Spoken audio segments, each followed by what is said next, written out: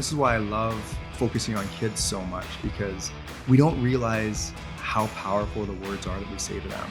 So a perfect example is like when a kid wants to get something, like say an ice cream, and we tell them, no, we can't afford that.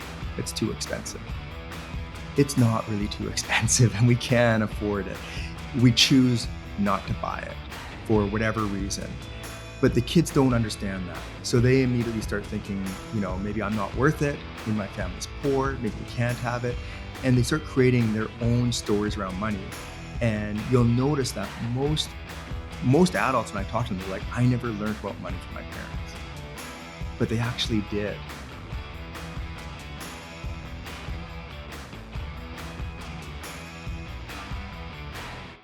I'm Larry Sprung, your host for the Mitlin Money Mindset and founder and wealth advisor of Mitlin Financial.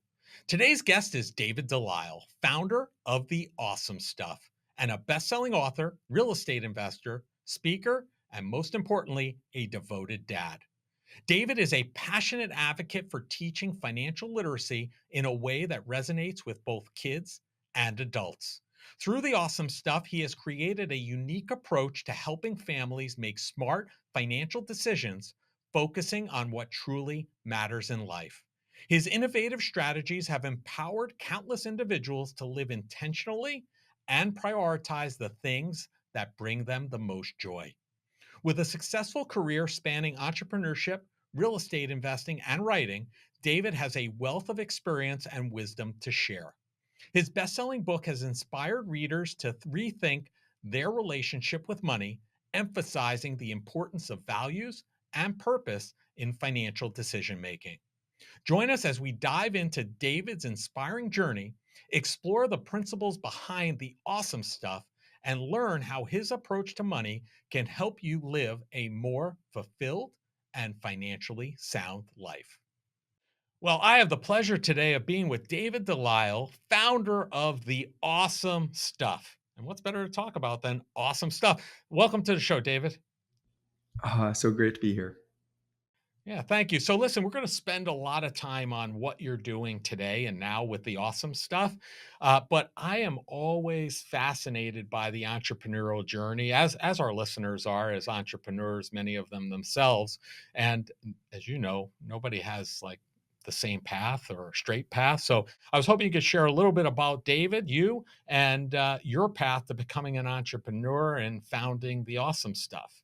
Thanks. Yeah, I mean, I was always a little entrepreneurial. So even when I was young, I was looking for opportunities for businesses and things. And really it came from a curiosity. And that curiosity is what has continued to lead me through all things. So when I was young, I was reading finance books when I was really young, getting into investing. Then as I got older, I got into investing in real estate, had an online marketing company. And then as my boys started getting older, I wanted to sort of pass on some of that stuff and teach them as well. And is that really just I guess let's roll into the awesome stuff. What is the impetus behind it? What's it all about? Yeah, so it's again, and this is one of those things that come from curiosity and those little silent whispers. And I find this is one of those things that it was almost more intuition. I've always sort of thought this way, but forming it into the awesome stuff really came from that intuition. And for me, it's really finding your joy, what's important to you, what's really important. And a lot of it was just looking around and realizing people are chasing and chasing and chasing. And part of the reason they're chasing is because it's not the awesome stuff that they're spending their time and money on. It's these other things that feel something, but it never really completes or is enough. And that's why the chase. And so it's really important. And for me, it's all around mindset and mindfulness and being present. Yeah. Well, you know we're all about joy on the Mitlin Money Mindset. So that's why you're a good fit for the show. So, going back to your childhood, your curiosity and interest in being an entrepreneur, because it sounds like you started down that path at a very early age. Was that something that you created as a self-starter, or were there other people in your life that were entrepreneurs also that you kind of followed in their footsteps? Yeah, I mean, a bit of a combination, but it was tricky. Like my dad, he was a blue collar worker. He was a commercial diver. So he did, he was entrepreneurial in the sense that He didn't have a boss himself, but he was an entrepreneur in the sense that he saw like big business and opportunity and expansion. And I think it was my mom that saw more the importance of, sort of having assets, saving for the long term, creating some legacy. So it's this very mixed bag. And definitely both my parents, like my dad did not go to college. My mom spent, half a year. So a lot of this I just stumbled through. But I think, like you find, a lot of entrepreneurial spirit, that's what it is. It's just grit and trying and looking for opportunity. And probably the biggest way I would think of defining it is looking at opportunities and not taking, no or obstacles as a final obstacle. I always have at least 5 or 10 plan Bs. And I think that really is the entrepreneurial spirit, even if you're not running your own business. Very well said. I agree. And, one of the things that I've heard you say is most kids are taught the wrong mindset around money. That's something I hear you say a lot. What do you mean by that? I mean, it's so subtle. And this is why I love focusing on kids so much, because we don't realize how powerful the words are that we say to them. So, a perfect example is like when a kid wants to get something, like say an ice cream, and we tell them, no, we can't afford that. It's too expensive. It's not really too expensive and we can afford it. We choose not to buy it for whatever reason. But the kids don't understand that. So they immediately start thinking, maybe I'm not worth it. Maybe my family's poor. Maybe we can't have it. And they start creating their own stories around money. And you'll notice that most adults, when I talk to them, they're like, I never learned about money from my parents, but they actually did. And the way you think and interact and look at money probably came from all those little things from your parents. And that really is something that sticks with us for life. And usually they're not the healthy lessons. Yeah. So I think in that instance, just that reframing of that same conversation with, getting to the result of, in your example, not purchasing the ice cream, it's really a sense of reframing it in a way that it's not teaching a negative money lesson, but a more positive version of that same lesson, is what I'm hearing. Yeah, like I would love if instead of saying you can't afford it, we simply ask them, is this your awesome stuff? And in that moment, that same child, if they really understand joy, like the way you talk about joy, then even a 5-year-old can look at it and realize, like, is this what I really want? And they will say yes or no and put it down if it's not what they want. And that mindfulness automatically starts teaching them the value of money, because now they're seeing comparison. What could this buy instead? How can this bring different joy if I didn't go for this? And it also gives that empowerment and all these other things that we want to teach our kids. And it's just a simple lesson and it's so easy. And that pause, just asking them, is that your awesome stuff? Yeah, I think that's a great way and a great term to use because that's something that's very relatable to kids. So let's say you're not at a point where you're buying an ice cream and having that conversation, right? And you want to be proactive with your children about having, positive money conversations with them around the awesome stuff. What are your best tips for opening up that dialogue with kids about money? How do you get started with that? Yeah. Where do you get? Because I think that's really a hard part for a lot of parents because, like you said, we've been trained, programmed, whatever terminology you want to use, usually with a lot of negative stuff. If we want to break that, how do we start that dialogue with our own kids to start making a positive headway? So the simplest is start to talk about money. So I think we don't talk about money because we've been taught not to. And been taught talking about money is bad, but then our kids can never learn. And it can be as simple as just telling them how much things cost as you're buying them. That's what I recommend parents start doing, because it's so easy. It's not a big lesson. You can do it throughout your days. So you stop at McDonald's and you tell them, hey, this is how much it costs for all of this. Or you fill up your car with gas and you let them know how much it costs. And you want to be careful that we don't say it so we, instill guilt and shame and make them want to, feel bad about how much the cost is. No, it's just information, and let them know this is information. So when we go to this restaurant, this is how much it costs. When we go to this one, this is how much it costs. And kids at a pretty young age will start to understand the value of money just through your own interactions with it. don't keep it as much of a secret. And that will teach them a lot. And it'll be really interesting because you'll see even your older kids, your teenage kids, they don't actually know how much things cost. So when you tell them how much some of these like trips cost, or filling up the car with gas, or admission to a museum, they'll be blown away and realize quickly, like, why are you spending so much money on this? I don't want this. And that in itself is a lesson. Right. I couldn't agree more. And I think where, parents run into this, misunderstanding, misperception is that if they start talking about money and having these conversations, that it really opens the door to having a conversation about their entire net worth, right? This is where, this is how much we have in the bank. This is, and they don't necessarily want to do that. And I think what you're proposing is that doesn't ever have to be done. Just having those conversations and having people or our kids understanding how much things cost is going to be helpful. And I would imagine it'll also open up some curiosity for them to say, hey, why did we eat at this restaurant instead of, in your example, a restaurant versus McDonald's? Why is this restaurant more expensive than McDonald's, or vice versa? So I think that opens up a whole another dialogue that could be positive as well. So many dialogues, and just as you've got older boys, mine are getting close to, well, they're already at that age where they're definitely saucy. They will hold you accountable as well, and that's where you can have some good conversations. Don't come at your kids as the expert that knows everything. Have those conversations so they can say, why'd you spend money on this, and why was this so expensive? And in some cases, the answer would be like, you know what, you're right, I probably shouldn't have. Or I wish I'd noticed that this thing was on sale, or I just bought this thing and I don't even use it or like it or want it.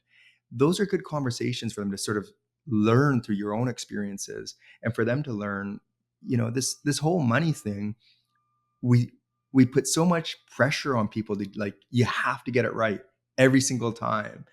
And the more we talk about it, the more we can eliminate that worry, that stress, and just make it an easier conversation where we can feel good about ourselves and good about asking the questions.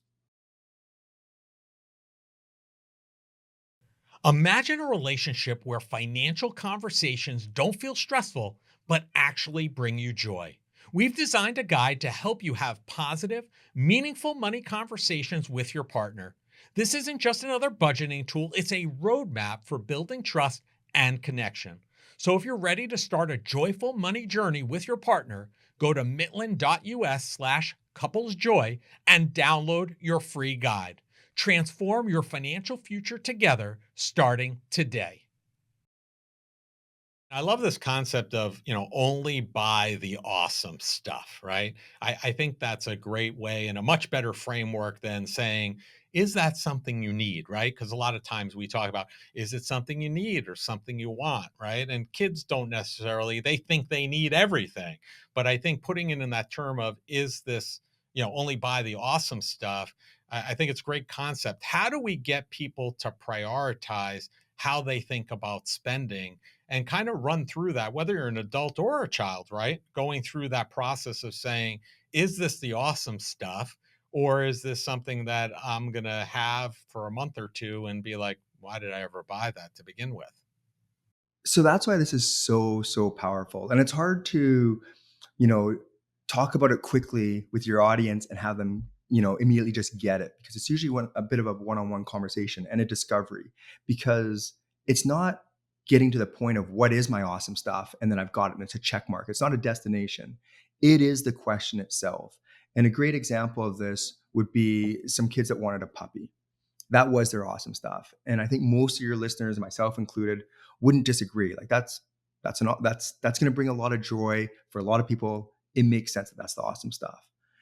But then these same kids, their dad told them, you know what? My awesome stuff is sending mom to school. She really wants to go back to school. It's really expensive, but that's my awesome stuff. And these same kids, when hearing that was their dad's awesome stuff and that their mom wanted to go back to school, they immediately were like, let's send mom to school. The puppy just disappeared in terms of importance when held up to sending their mom to school. And that's why this is so powerful, because as you discover new things that have more importance or bring you more joy, anything less than that just isn't as important anymore. And that's where it's not this wants versus needs. It's just you just feel it. You no longer find that thing important, and you're focusing on the things that bring you the most joy. And that's what this whole thing is about. It's just creating those benchmarks of what really brings you joy, what really lights you up. And you'll be surprised if you ask this question, the things that you thought were really important that just aren't. And Right. and that's we just rarely have that opportunity for that comparison, except in, distress or hardship, a fire burning all your belongings or a loved one getting sick. And that's when we start to realize what's really important. Doing this today will help you realize that sooner. I mean, is this very similar to determining and finding your why, right? As a person, as an individual, and as a family, and then filtering those decisions through that why, and that why is really like equal to your awesome stuff. Is that very similar in nature? Yeah, so it's neat because like little kids, it's, a puppy or sending mom to school or an ice cream and a bike. But then as you get older, and this is what I tell adults, we don't usually recognize and realize how many options are out there. And that's back to this finding your why. Once you realize, freedom is an option, spending more time with your kids or traveling more and all these other things, or impact and helping others, it really starts to shift things. And those are the same decisions. Do you want the bike, or, as a kid, or as you get older, do you want the house, or do you want to, have 10 years earlier, retirement so you can spend time with your grandkids? Like there's the why starts to change and become Mhm. bigger and bigger and bigger. Yeah. I will say for me, the puppy was out of the question with the kids. They had asked, but with the amount of time we traveled as a family, because both the boys playing travel hockey, conceptually it was a great idea, but practically it would have never worked. So we never really boiled that down to money. It was just practicality, and we were honest with the kids. Who's going to watch the dog when nobody's home? Who's going to take care of it? So that's a perfect, I mean, right there is they wanted a puppy, but hockey was more important. And Right. compared to hockey and traveling in that sport, the puppy, I'm sure they didn't fight you on it, because at the end of the day, the choice would have come down to puppy or hockey, and they already knew the answer. Yeah, and from a financial aspect, the puppy would have been a lot cheaper, but, I guess maybe we lost out on that, but so, I've heard you talk about it's all about the habit of investing, right? Not the mechanics, and I think a lot of times people get I agree with you. I think a lot of times people get hung up in the mechanics, and I think that's such a powerful statement, but I'd like to know, what do you mean by that, that statement? It's about the habit of investing, but not the mechanics. The most important thing in terms of like the investing, not your relationship with money, which we just talked about, but just money growing, is to just start the habit of saving. And if you try to do it through budgeting and all these other means and save a little bit left over, most of us can't do that very well, myself included. And we're just not great at it. And the government knows this as well, which is why they automatically take Mm. all your taxes off before it even hits your bank account. And if you treat your investing and your saving the same way and create that habit so it just doesn't even hit your bank account, or it's all automated, that money will grow. And it'll grow at a rate that's so difficult for us to comprehend that in 20 years, your money will probably be making as much as you, depending on that savings rate and where you're investing. And that's what's important. Where it's invested, I mean, there's advisors all over the place and experts that can help you with that. And even large investors have advisors and financial advisors giving them good sound financial advice. Yeah, I think that so automation is key. Automate that as much as possible. And what do you have, for kids? I mean, is there advice that you have for them in terms of starting that process and those habits early? Yeah, so there's a few things. I mean, one, when we teach our kids to save, a lot of times, this is back to your earlier question about all these things we teach, and we're teaching them the wrong things. We're typically not teaching them to save. We're telling them, save your money so you could buy this really expensive thing later, which really isn't saving. It's just, you know, delayed gratification is what we're Right. teaching. So, which is a completely different lesson. The actual saving, if we can start telling our kids, this is money you'll never touch. This is money that will earn money for you. This is your legacy money. This is your, freedom. This is money you don't touch, and it earns money for you, and that's what you could spend in your later years. That's a good lesson. That might be a little too complicated for your young kids, but definitely even your 10-year-olds can start understanding some compound growth and money. Yeah. But that saving, so if you get them into the habit, so when you give them money, just take a percentage automatically. This goes to your saving or your, and call it investing. And they start seeing that happen. So then as they become teenagers and start getting those first jobs, or in their early 20s and start working, they already understand as money comes in, a certain percentage is always taken off. And if they get used to that habit and develop that habit, the rest really doesn't matter. Yeah, we've seen that with our own children. We had, and I've talked about this often. When they were very young, probably like 4 or 5, they each had a piggy bank that had not just one slot but multiple slots. And I think they were spend so they could get some instant gratification from the money they received, invest. So that they could think about investing for long term. And then the third one was charity, so they could put a portion of that money. And when they got the money from families for birthdays, et cetera, we encouraged them to, divide those up and, be able to buy something immediately to get some gratification, but at the same time, think about their future and think about others. And we've seen that manifest pretty well as they've started to work and create Roth IRAs and Roth, 401ks, et cetera. And I agree with you. If you start those habits early, it really will resonate and continue with them, hopefully for a lifetime. Those lessons are amazing. No, I love that. Yeah, I highly encourage just that habit. Any parents listening, get the kids used to that habit, and then let them Yes. spend the rest that's left over. Let them spend as they wish.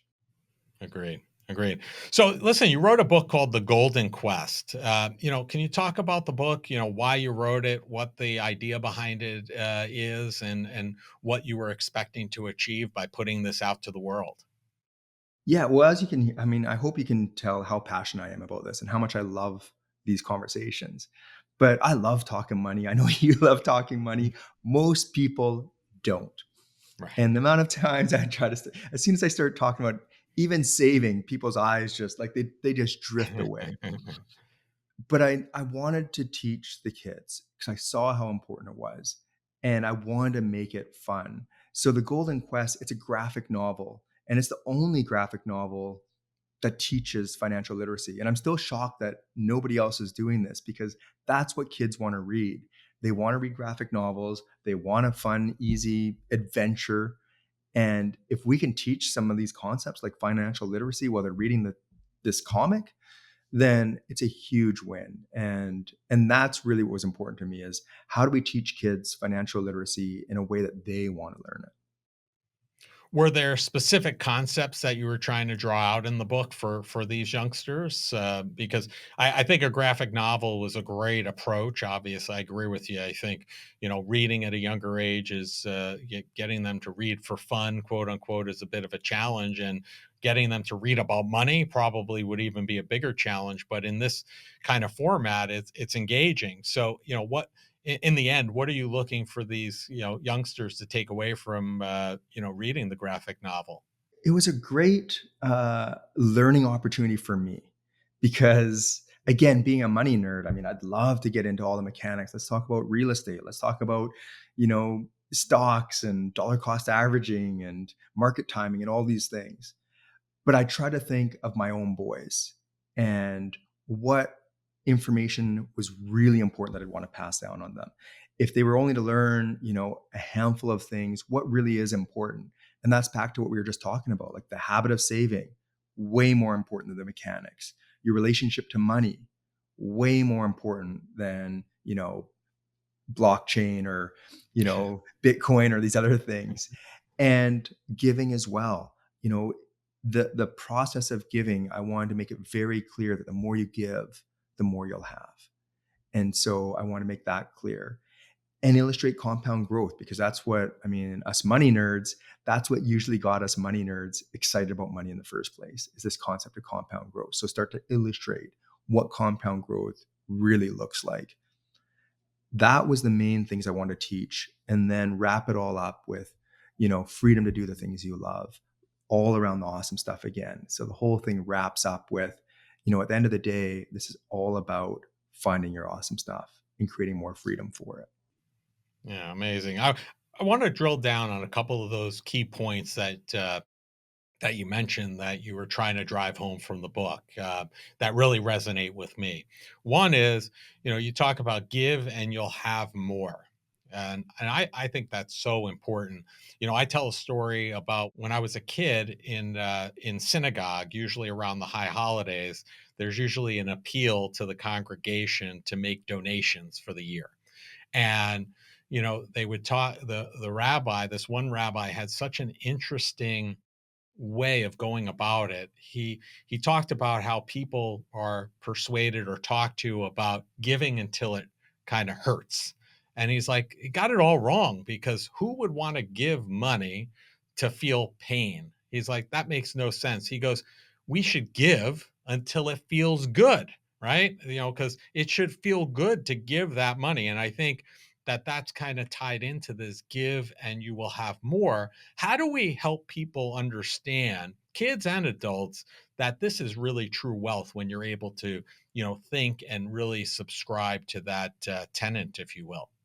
A lot of it, I mean, this one, I think a lot of it is just habits because there's fear. Like, I know this was, for me personally, a very difficult lesson because as someone who understood the time value of money and was always, I was a saver. So to give that money away felt, like you said, like there's some pain to it or some struggle. And it wasn't that I didn't want to give. It was, hey, why don't you let me save this money, invest it, and I'll have more to give later.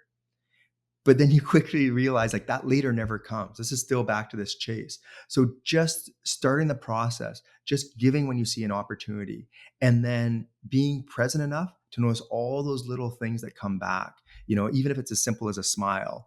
But you'll notice the energy shifting, things changing. In the book, how I tried to illustrate it was a blacksmith who started giving, and a struggling blacksmith. But as she started giving, people started giving back to her. And it wasn't necessarily in money. It was in, time and volunteering and helping. And her business grew. And you have this whole community, rallying to help her out, and her business thriving more and more and more. The more she gave, the more the community gave back to her. And if you start noticing that, it really is true. I mean, some of the wealthiest people and happiest people we know, they're the most generous. And a great example, like I like to tell kids, is thinking of like Ebenezer Scrooge from, A Christmas Carol, and then asking, do you think he was richer at the beginning of the movie or the story, or at the end when he started going around the town and just giving his wealth away? And that's an easier way for a lot of us to actually see those extremes and realize, no, giving actually really does make you richer. Yeah, amazing. And the second concept that you wanted to drive home with the book that I talk about all the time is, the eighth wonder of the world, compound interest. How do you advise? Because it's an easier concept to understand, obviously, as an adult. I think it's much more challenging as a kid to understand what that's all about. And we're not going to help them by just saying it's compound interest, it's good for you, just do it, right? I don't think that that's really the path that you're subscribing to. So how do we, as parents, what advice do you have for us to break that down to our kids in terms of getting an understanding of, hey, you're going to sacrifice and put away some money today, but you're going to get the benefit of the eighth wonder of the world, compound interest, and explain that concept to them? It's tricky. What made it even trickier is I wrote the book without math. So there aren't these, at a 10% rate and this happens, you'll have, $1 million by the time you're 30. I didn't include any of that information. So I was just trying to capture their imagination around it. So I talked about it in terms of doubling, because that is easier for a lot of people to start seeing. So as you start seeing doubling happen, you realize very quickly you don't need your money to double too often to create a massive amount of wealth. And so I didn't put time frames on it, but I just sort of said, look, if your money, I did mention that if your money doubled every 7 to 10 years, which in the stock market or at 10%, it will, this is sort of how it could grow. And they could see that and become excited about it. And then at the same time, made it very clear, but if you don't start, that never happens. Or if you wait till tomorrow, that doesn't happen. And show all that money disappearing. So they can actually start seeing this idea of compounding being like a snowball, essentially. Yeah. Two great points, and I think are so impactful. And the earlier we can impart these concepts to our kids, the better off they're going to be, and the next generation and the generation after that, and so on and so forth, they're going to be. Because if we're having those money conversations and those points, I think it's incredibly impactful. So thank you for sharing that stuff with the world. And listen, we spent a lot of time talking about joy, and on the Mitlin Money Mindset, we're all about joy. So, the final question we ask each of our guests every single time, every single show is, what did you do today, David, that brought you joy and put you in the right mindset for success? So I'm on the west coast of Canada, so it's a little early right now. So my day's just starting. So what I will say is what happened yesterday. And so yesterday, I love spending time with my kids and my boys. And so we went out on the water, and it was so great because there's this large Mars bomber that they're decommissioning and donating to a museum, and it was doing its final flight. And we've got the snowbirds here, similar to your Blue Angels. They were escorting it, and we were able to just get right out on the water as it flew over top of us and did this big show. And being able to do that with my teenage son and experience that was a lot of fun. Definitely brought me joy. Amazing. Sounds awesome. Sounds really amazing. And I know that area of the world, Victoria, is beautiful. So I'm jealous of you most of the year because it's great weather and a great place in the world. So I appreciate that. Now we're going to have all of your information in the show notes, David. But if people want to learn more about you, learn more about the awesome stuff, or find your book, The Golden Quest, what's the easiest and the best place for them to do that? The easiest is always just find me under The Awesome Stuff. So theawesomestuff.com. On Instagram, I'm at The Awesome Stuff. And once you find me at The Awesome Stuff, reach out. I love this stuff. So if you want me to, you know, answer any questions, or you're a parent and you just want to, query me, I love this stuff. So reach out, and I'm happy to help in any way I can. Awesome. Well, it sounds like you found your awesome stuff, so that's amazing, and I appreciate you taking time out of your day, especially this early in the morning, out in the west coast of Canada, and enjoy the rest of your day. Perfect. Thanks so much. You too. I want to thank David Delisle for being a guest on the Mitlin Money Mindset. David understands that money is simply a tool that can be used to align your life with those things that are most important to you, the awesome stuff. Living intentionally and prioritizing things most important to you will bring a great deal of joy to your life too. David Delisle and the awesome stuff can be found across most social media platforms.